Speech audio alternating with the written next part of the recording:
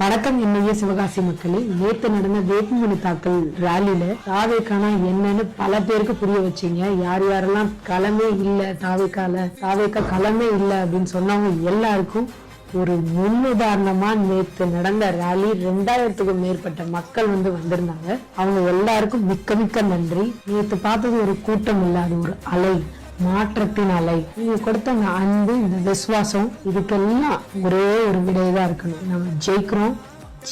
விஜயன் ரசிகர்களுக்கு எல்லாருக்கும் ரொம்ப நன்றி. எல்லா அக்காமார்களுக்கும், தந்தைமார்களுக்கும், அண்ணன்மார்களுக்கும், தாய்மார்களுக்கும் நீங்க எடுத்த நேத்த நிலைப்பாடு வரலாறே எழுத போகுது. நாளை முதல் உங்களோட வீட்டு கதவை தட்டி ஒவ்வொரு வீடா நான் வரப்போறேன். எதுக்காக?